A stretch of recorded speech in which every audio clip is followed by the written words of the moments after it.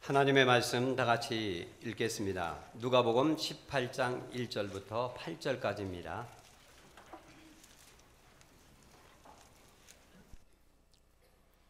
누가복음 18장 1절부터 8절까지 다 같이 읽겠습니다.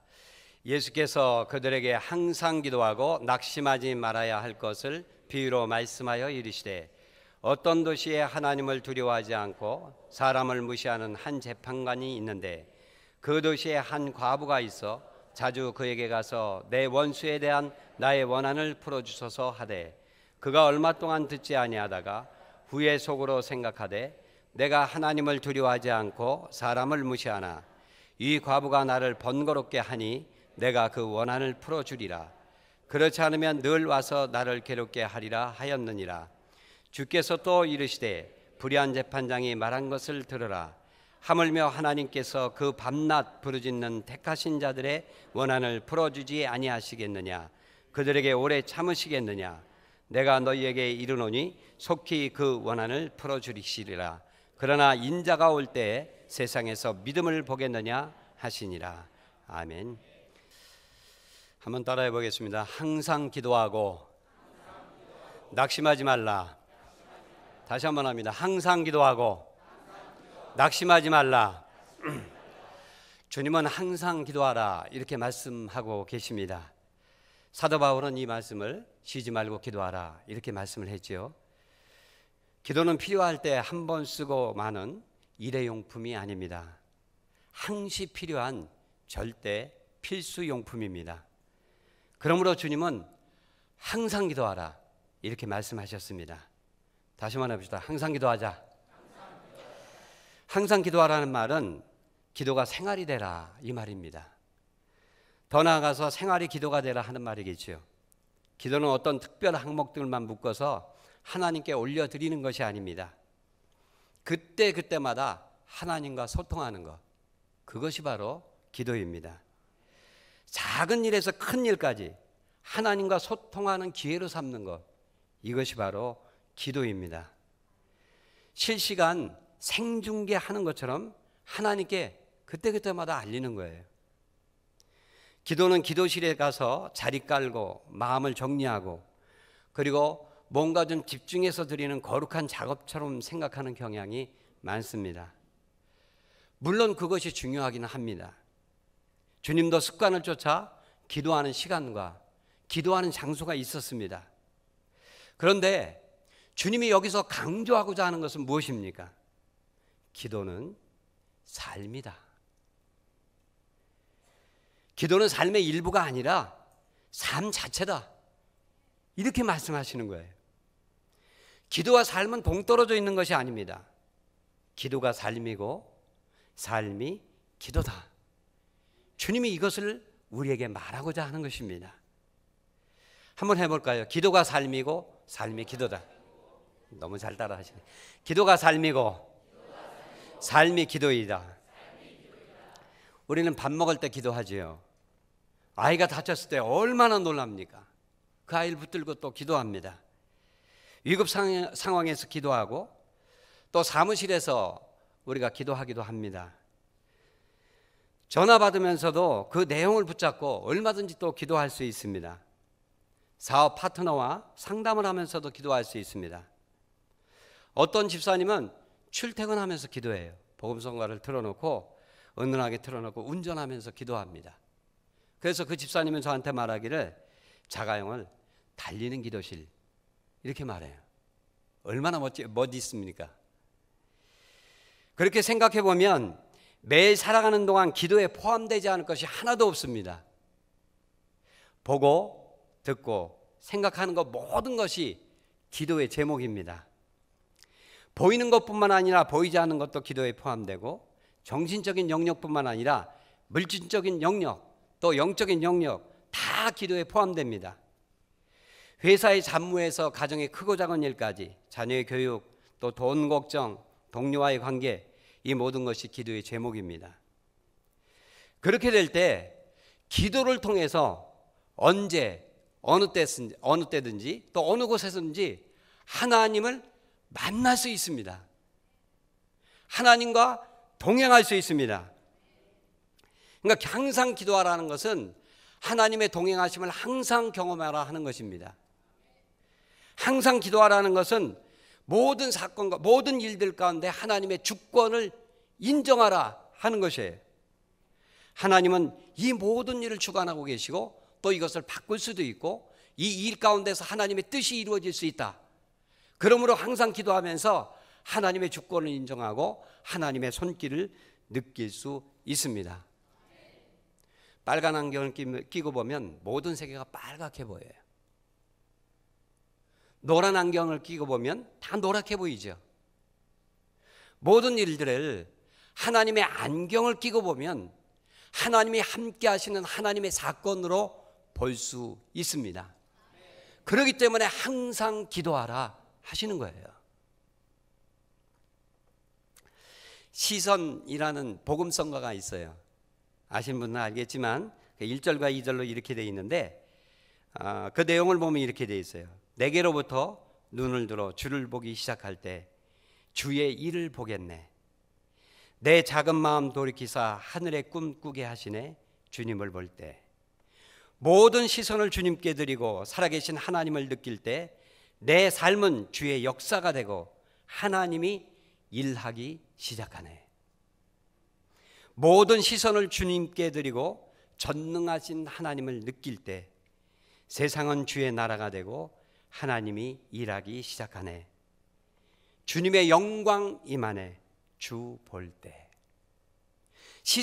모든 시선을 주님께 돌리는 것, 항상 하나님께 기도하는 것입니다. 그래서 기도는 시선을 하나님께 두는 것이고 매사에 주님께 기도할 때 그 매사에 주님의 시선을 느낄 수 있습니다. 주님께 시선을 고정시킬 때 주님의 일하심을 경험하게 됩니다. 예수님은 세상 끝날까지 내가 너희와 항상 함께 있으리라 이렇게 약속하셨습니다. 어떻게 항상 함께 하시는 예수님을 느낄 수 있습니까? 경험할 수 있습니까? 체험할 수 있습니까? 매사에 기도하는 것입니다. 항상 기도할 때 항상 주님의 시선과 마주대야 할 수 있습니다. 주님께 항상 기도할 때 항상 함께 하시는 예수님을 만날 수 있습니다. 항상 기도합시다. 항상 주님과 동행합시다. 항상 주님의 손길을 경험합시다. 둘째로 낙심하지 말고 기도하라 이렇게 말씀하십니다. 주님은 기도할 때 주의사항 하나를 주셨죠. 그것이 바로 무엇입니까? 낙심이에요. 기도하는 자가 주의해야 될 경계의 대상 1호 낙심입니다. 어떤 면에서 보면 기도는 낙심과의 싸움이에요. 낙심만 잘 이기면 어떤 기도든지 응답받을 수 있습니다. 예수님은 기도하면서 낙심하지 않는 것이 얼마나 중요한지 이 어떤 과부의 비유를 통해서 우리에게 말씀하시죠. 어떤 도시에 힘도 없고 백도 없는 과부가 있었습니다. 근데 억울한 일이 생겼어요. 어느 곳에 가서 하소연해도 도움받을 길이 없었습니다. 그 중에 그가 도움받을 수 있는 유일한 창구를 발견했는데 바로 그 도시의 재판장이었어요. 당시에는 변호사가 없었습니다. 더군다나 여자는 자기 주장을 강하게 펼칠 수 있는 그런 시대가 아니었습니다. 과부가 하는 말에 더군다나 누가 관심인들 가지겠습니까? 그러므로 법적 절차를 밟아서 하소연해도 중간에서 사람들이 다 빼버리는 거예요. 다 걸러내니까 과부는 어떻게 호소할 길이 없습니다. 그래서 그는 재판장을 찾아가서 자기의 그 원한을 하소연하기로 결정하고 그를 찾아갑니다. 그런데 예수님이 하시는 말씀이 기가 막힙니다. 재판장은 더 악하다는 거예요. 가장 공정해야 될 재판장이 악하다는 것입니다. 그는 하나님을 두려워하지 않을 뿐만 아니라 약한 사람을 무시합니다. 하늘 무서운 줄 모르고 교만이 하늘을 찌를 듯합니다. 더군다나 없어 보이면 아예 사람 취급도 하지 않습니다. 그런 재판장인데도 이 과부는 그에게 끈질기게 찾아가서 간청을 합니다. 그리고 마침내 재판장은 그 과부의 끈질긴 청원에 못 이겨 항복을 하고 맙니다. 3절부터 5절 우리 한번 읽어보겠습니다. 3절입니다. 3절부터 5절 시작. 그 도시에 한 과부가 있어 자주 그에게 가서 내 원수에 대한 나의 원한을 풀어주소서 하되 그가 얼마 동안 듣지 아니하다가 후에 속으로 생각하되 내가 하나님을 두려워하지 않고 사람을 무시하나 이 과부가 나를 번거롭게 하니 내가 그 원한을 풀어주리라. 그렇지 않으면 늘 와서 나를 괴롭게 하리라 하였느니라. 이 과부는 아무것도 기대할 수 없고 그렇지만 기대할 수 없었지만 그는 결코 포기하지 않았습니다. 재판장을 만나면 만날수록 더 큰 벽에 더 큰 낙심에 부딪혔습니다. 그런데 그래도 포기하지 않았어요. 억울한 일이 해결될 때까지 그를 찾고 또 찾아갔습니다. 그래서 자주 그에게 가서 그 재판장을 번거롭게 하였습니다. 그러니까 이 재판장이 하는 말이 내가 그 원한을 풀어주리라. 그렇지 않으면 늘 와서 나를 괴롭게 하리라. 얼마나 자기가 괴로움 받을 것인지 알고 결국은 그 과부의 끈질긴 강청에 못 이겨서 그의 과부의 소원을 들어줍니다. 이 예화를 통해서 하시고자 하는 말씀이 무엇입니까? 우리가 평상시에 늘 기도하는 기도의 제목도 있지만 정말 내가 꼭 풀어야 될 그런 기도의 제목들이 있다는 거예요. 그 기도의 제목을 놓고는 그 기도가 응답될 때까지 이 과부처럼 끈질기게 번거롭게 할 정도로 끈질기게 낙심하지 말고 기도하라. 설사 계속해서 자기의 그 원하는 것들이 안 이루어지고 절망에 부딪힌다 할지라도 낙심하지 말고 기도하라. 주님이 그것을 말하는 거예요. 그러면서 내 사정이 아무리 나쁘다 하더라도 이 과부보다는 낫지 않겠느냐. 또 설사 이 과부보다 더 악화되었다 해도 이 과부처럼 낙심하지 말고 기도하라 하는 것입니다. 기도하다 낙심하는 것은 예나 지금이나 마찬가지입니다. 왜냐하면 시대만 바뀌고 사람만 바뀌었을 뿐이지 세상은 여전히 부조리에 가득 차 있기 때문입니다. 세상은 차별이 여전히 있습니다. 재판정에도 부조리가 있습니다. 주님은 말씀하시기를 주님이 다시 오시는 그날까지 세상에는 이런 악순환이 계속될 것이라고 우리에게 말씀하고 있어요. 그런데 이런 억울한 일이 생겼을 때에 성도가 취해야 될 태도에 대해서 말하고 있는 거예요. 그것은 무엇입니까? 낭망하지 말아라. 기도하라. 낭망하지 않고 기도하게 될 때 마침내 길은 열린다. 주님은 반드시 너희들의 억울한 일, 그 원한에 섞인 일들을 반드시 해결해 주신다. 우리 주님의 말씀입니다. 그러므로 기도는 낙심과의 싸움이에요. 재판장과의 싸움도 아니고 억울한 일과의 싸움도 아니고 자기 속에 끊임없이 피어오르는 낙심과의 싸움입니다. 믿음이 좋은 사람이라고 낙심할 일이 없겠습니까? 아닙니다. 믿음이 작으면 작은 대로 낙심할 일이 있고 믿음이 또 크다 할지라도 큰 대로 낙심할 일이 생깁니다. 빛이 있으면 그림자가 있듯이 기도하는 자에게 낙심은 반드시 따라옵니다.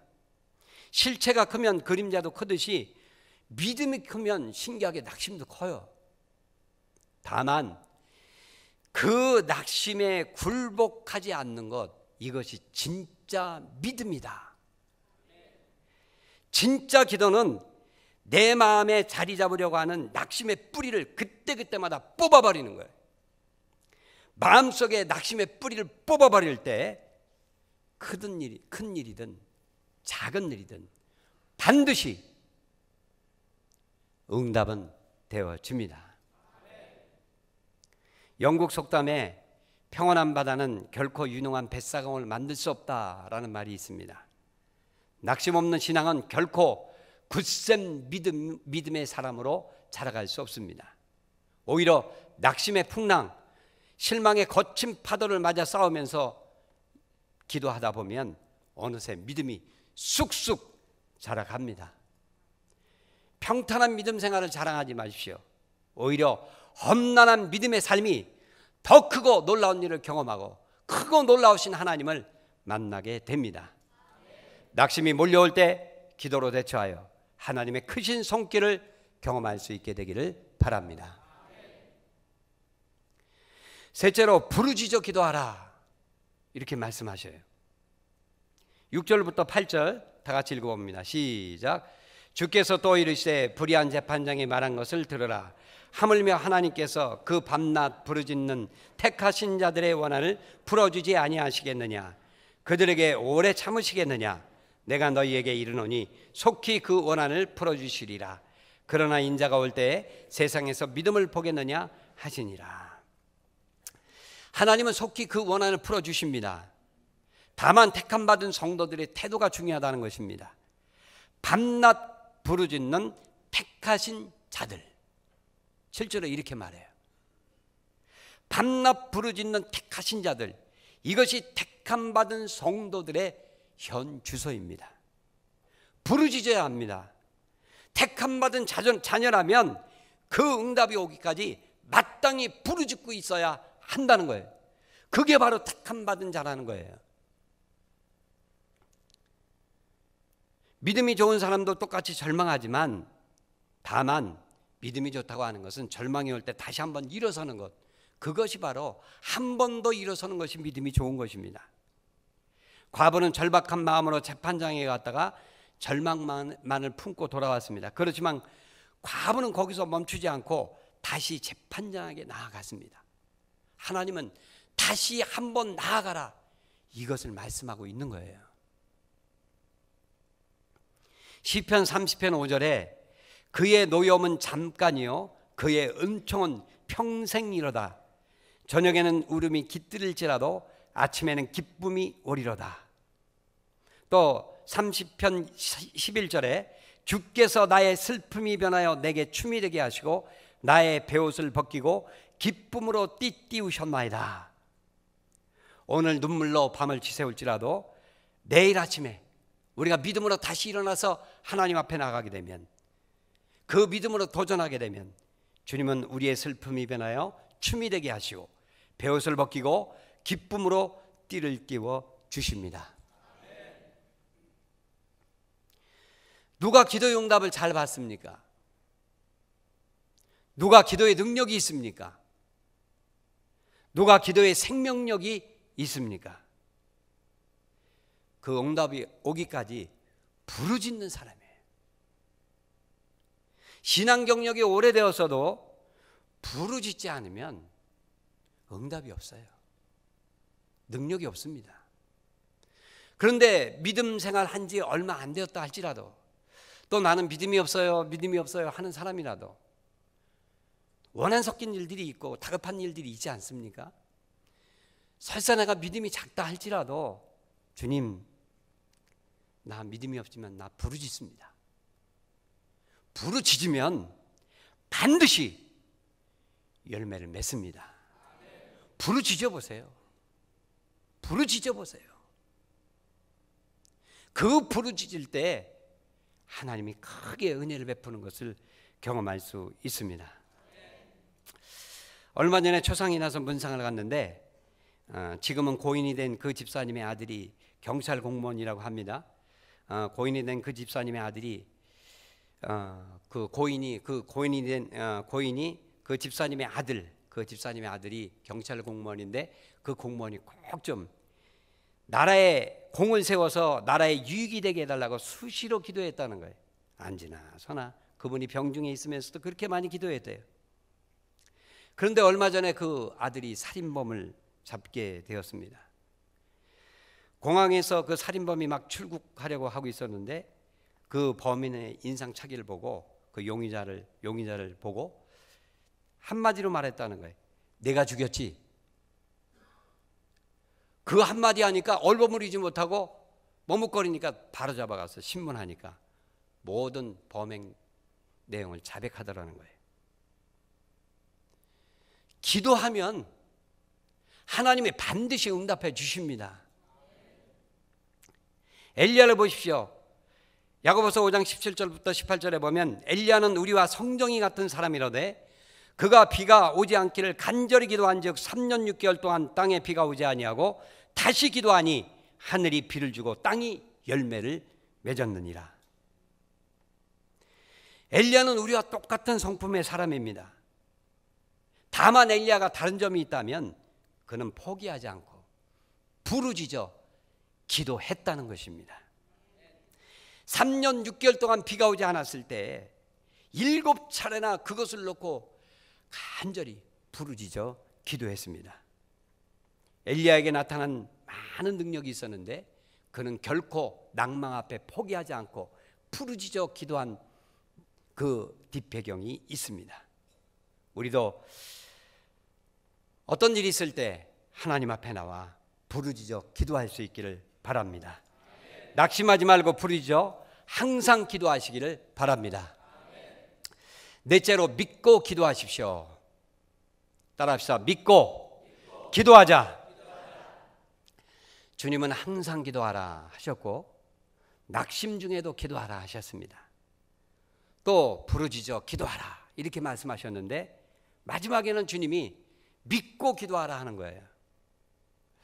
말세가 가까울수록 억울한 일이 많이 생기는데 이런 일이 있을 때 주님을 믿고 주님이 이 모든 것을 돌아보고 계시고 주님은 반드시 이 모든 것에 열세이시다는 것을 믿고 나가게 된다면 반드시 응답이 있고 해결점이 있다 하는 것입니다. 그래서 8절 후반절에 보면 항상 기도할 것을 당부하면서 염려하시면서 이렇게 말씀합니다. 그러나 인자가 올 때 세상에서 믿음을 보겠느냐, 말세에 믿음을 볼 수 있겠느냐 하는 것이에요. 소돔과 고모라 성에 수많은 사람들이 있었지만 그 소돔과 고모라 성이 멸망할 수밖에 없었던 이유는 무엇입니까? 믿음이 있는 사람 10사람이 없었기 때문이에요. 믿음이 있는 사람 10사람이 없었기 때문에 본인도 망하고 가족도 망하고 이웃도 망하고 그 사회 전체가 망해버리고 말았어요. 그렇지만 믿음이 있는 사람 한 사람이 있다면 본인도 살고 가정도 살아납니다. 그 한 사람 때문에 직장도 살아납니다. 그 한 사람 때문에 교회도 살고 국가도 살고 그리고 하나님이신 우리가 보고 있는 모든 세계가 살아나는 축복이 있습니다. 믿음이 모든 것을 살리는 것이에요. 기도는 믿음의 표현입니다. 하나님을 믿는다면 반드시 기도하게 되어 있습니다. 그런데 믿지 않으면 기도하지 않습니다. 기도하지 않는 이유는 많습니다. 시간도 없고 바쁘기도 하고 아직 기도에 익숙하지도 않고 또 뭐 그렇게 다급한 일도 없는데 뭐 여러 가지 문제가 있어요. 여러 가지 핑계거리가 있습니다. 그런데 그 많은 핑계를 단 한마디로 요약할 수 있잖아요. 무엇입니까? 하나님을 믿는 믿음이 없다는 거예요. 믿음이 있으면 하나님이 이 모든 것을 해결하는 열쇠를 쥐고 있다. 하나님이 모든 것의 해결자다. 이런 믿음이 있다면 하나님 앞에 나가서 시간이 없더라도 시간 냅니다. 아무리 바쁘다고 해도 제일 먼저 찾아갑니다. 믿음이 없어도요, 믿음 없는 그 믿음 갖고 나갑니다. 부족해도 나갑니다. 이거는 믿음이 없는 거예요. 그러니까 주님이 한탄하시는 게, 야, 내가 올 때 믿음 가진 사람 과연 몇 사람이나 볼 수 있을까?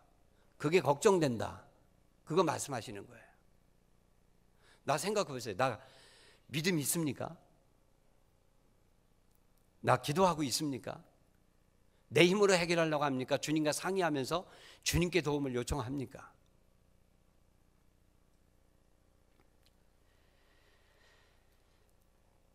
예수님이 유일한 심판자요, 집행자요, 해결자라는 것을 믿을 수 있기를 바랍니다. 우리는 전능하신 하나님 이렇게 고백하잖아요. 하나님은 전능하시다고 믿지요. 무엇인지 다 할 수 있다고 믿습니다. 그게 우리의 믿음이에요. 안 믿었다 할지라도 한번 믿어보세요. 그리고 기도해 보십시오. 하나님의 능력은 한이 없습니다. 하나님은 지혜가 한이 없습니다. 내가 어떤 일을 하고 있는데 또 하려고 하는데 지혜가 너무 없다면 지혜의 근본이신 하나님 앞에 한번 구해 보십시오. 하나님은 풍족하십니다. 하나님은 메마름이 없어요. 그러면 그분 앞에 가서 한번 하나님 풍족하신데, 내 아버지이신데 나는 왜 이렇게 가난하게 정말 이렇게 세상에 쫄아갖고 살아가고 있습니까? 하나님, 하나님의 풍족하심을 나에게 좀 나타내 주세요. 그렇게 안 구했잖아요. 구해다가 몇 번 구하다가 말았잖아요. 그래놓고 하나님을 원망하는 우리 자신이 얼마나 부끄럽습니까? 주님이 말씀하시는 거예요. 믿음을 갖고 나오라는 거예요. 하나님의 약속은 변함이 없습니다. 누구에게나 동일합니다. 그러므로 항상 기도합시다. 기도할 때 하늘나라 자원이 흘러옵니다. 기도는 하나님의 자원이 흘러오는 통로입니다. 믿음을 통해 일하시는 하나님을 믿읍시다.